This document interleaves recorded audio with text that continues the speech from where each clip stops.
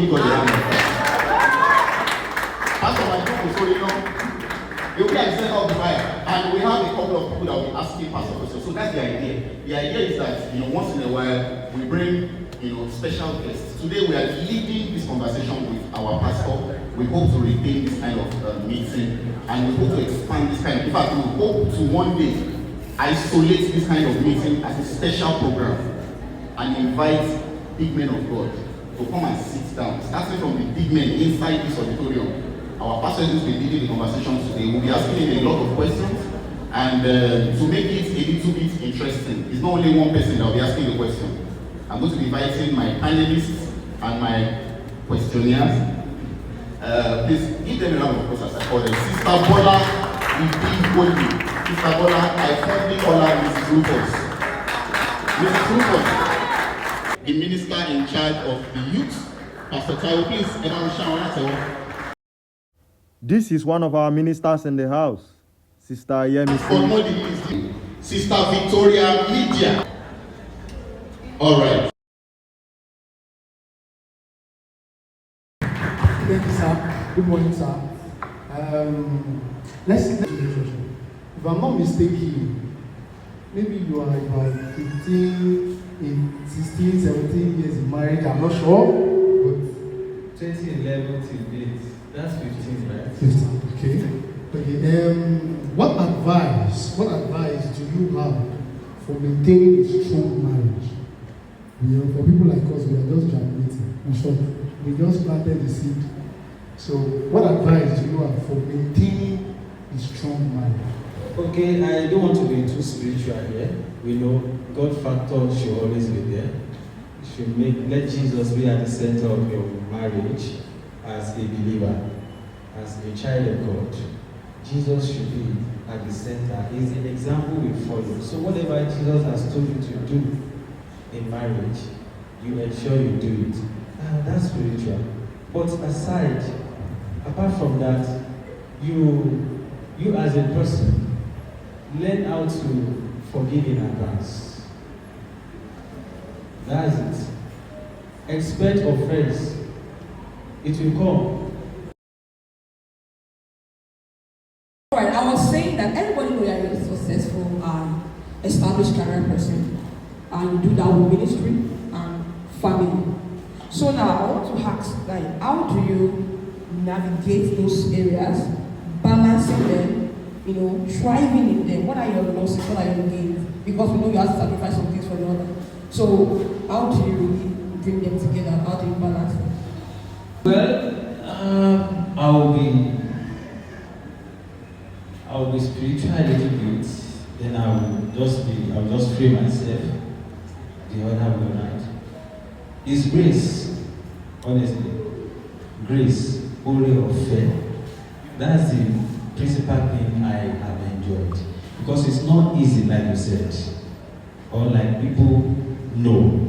It's not easy. Not even in a church like Redeemed Christian Church of God.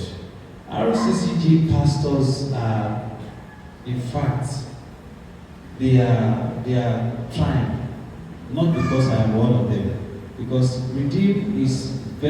pastoring in Redeem is very demanding. It's very demanding. At the point I said, anybody that will pastor in Redeem is supposed to be a full-timer, not doing any other thing. Because programs, meetings, this and that, and you have to deliver, and you still have to strike balance, and you cannot afford to get anything wrong, because it will be to your disadvantage. So you have to be very careful, extra careful, and yet you have just 24 hours in a day, and it's not more than that. And in your secular job, 125, there are targets to meet, there are deadlines to meet, and there are priorities that you have to take care of. So, well, for me personally, what I do is I make sure that I strike balance, in the sense that when I'm supposed to be at work, I will be at work. So even when I'm at work, I will do some part of ministry work. so that I will have a relief when I get home. How do you manage accountability? Or is it like there is nobody you stay accountable to? So how do you manage accountability, and what are your advice? Thank you very much. Well, as a pastor, you're supposed to have been so grounded such that your conscience supposed to be number one thing that will make you to be accountable. I mean, you work with conscience. God is not here. PICP is not here. I mean, the pastor in charge of promise is not here.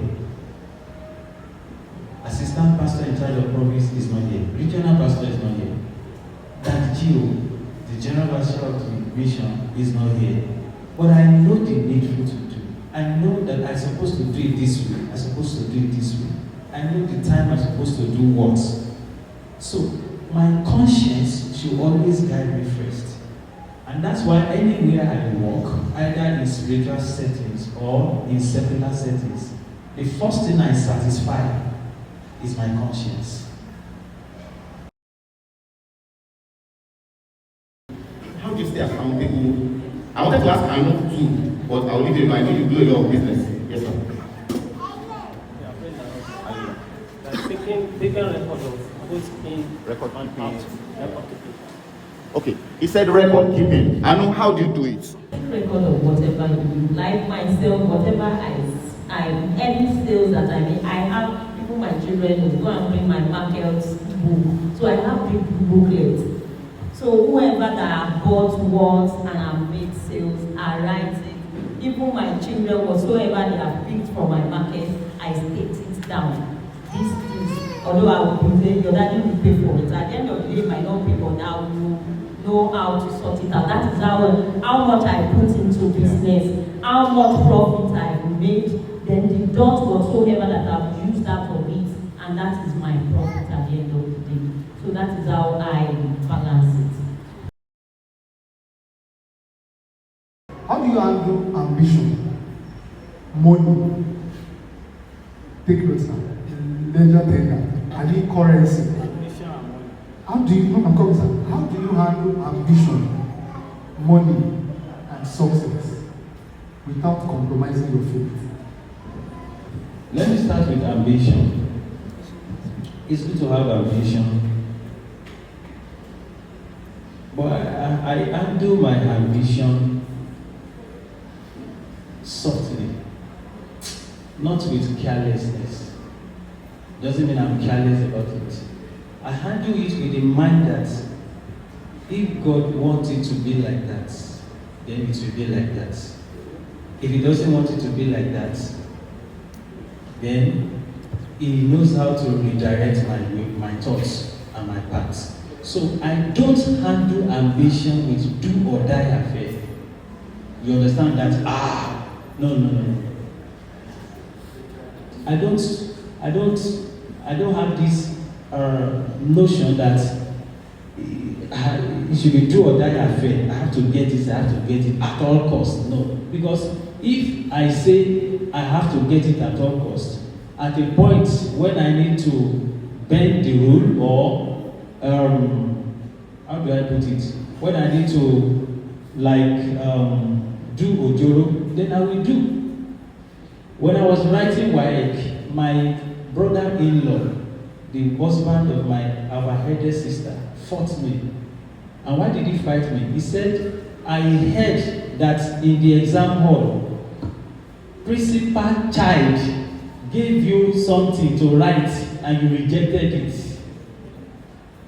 I said, I read, so why do I need to be, I read, so let me put down what I read. What is there? Why do I need to compromise because I need to pass? If this work I'm writing, if I don't make it this year, I will make it next year. That's not the end of it. So I'm not of opinion that things should be done do or die affair. That's how I handle ambition.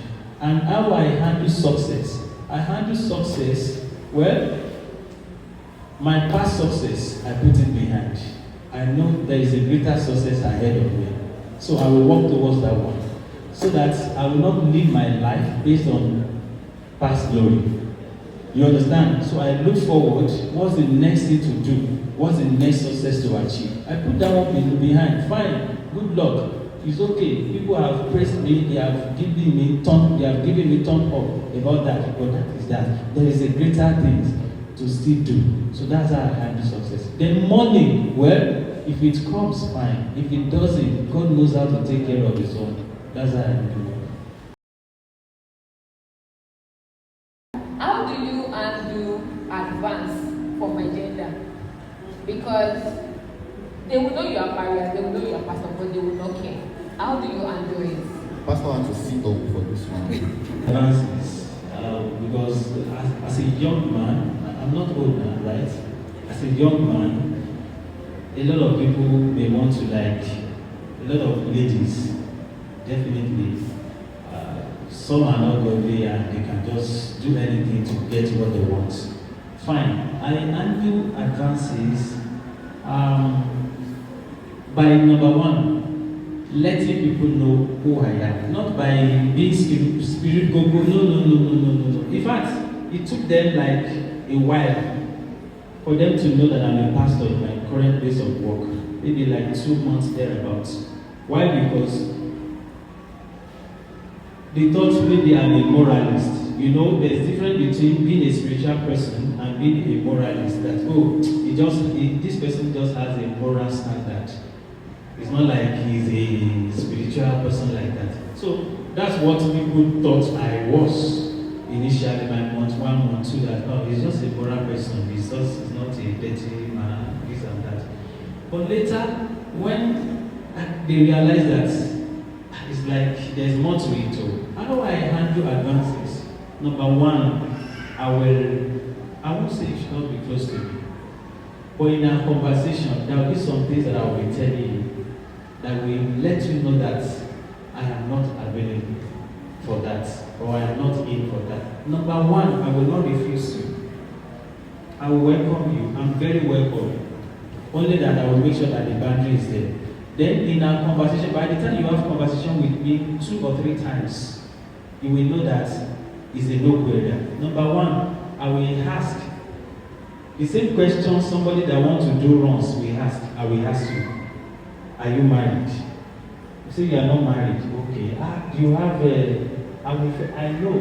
I won't say fiancé or fiancé because that will be giving you a clue that I'm one kind spiritual person.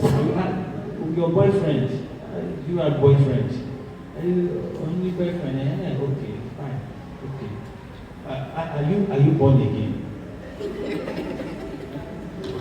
Is your boyfriend a Christian? So by the time you're asking all those questions,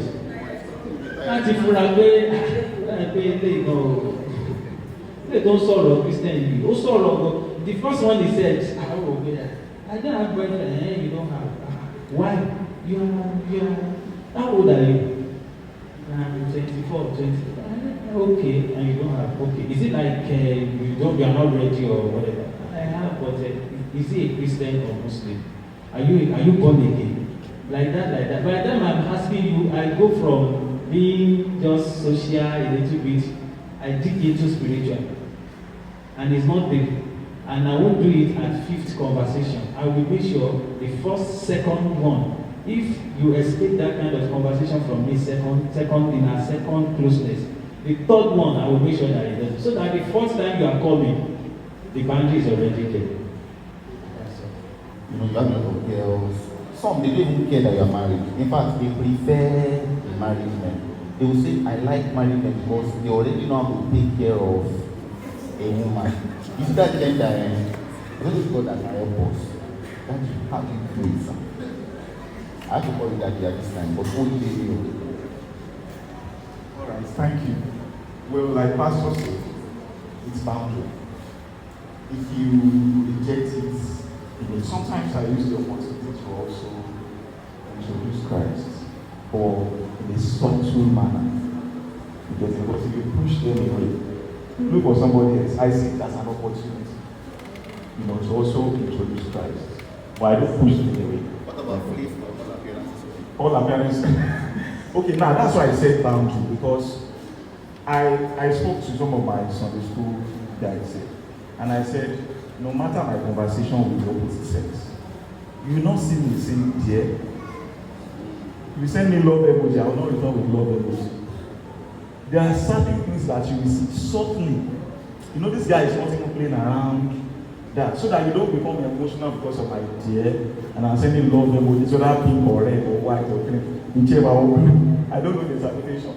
I will set boundaries in such a way that it won't happen. And also, finally, what has kept me is because I've seen stories of men of God who fell into sin. And from that day, even if God forgives you, the truth is this, your message will not carry weight again. God may forgive, but men will not forget. I'm not saying that it's between you and God, you get, but I just feel that when it happens, I might not have the opportunity to recover myself, the weight of my message, the influence among people anymore. So I'm scared. So I set the boundaries. That is not to say I've not fallen before. I have fallen before marriage. Let me specify what they say. No. We'll just pause this out. So before I got married, I had fallen into sin before, and I understood the weight. So I set the boundaries to ensure that it doesn't happen, but not that to push people away so clearly, but doing something.